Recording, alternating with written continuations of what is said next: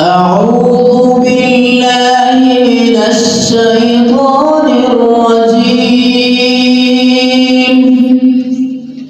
بسم الله الرحمن الرحيم.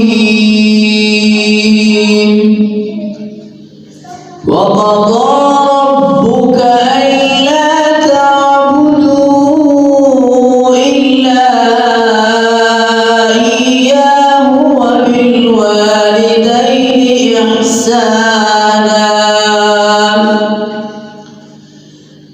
إما يبلغن عندك الكبر أحدهما أو كلاهما فلا تقل لهما أف ولا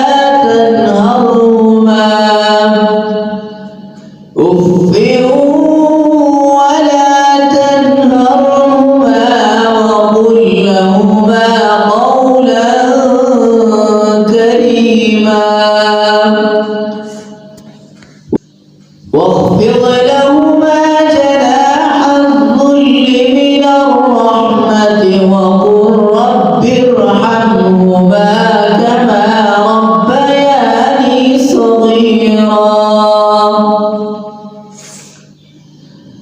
ربكم أعلم بما في نفوسكم إن تكونوا صالحين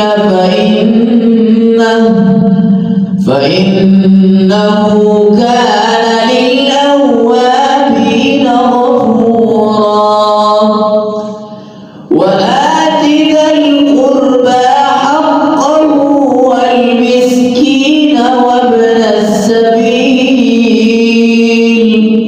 ولا تبذر تبذيرا.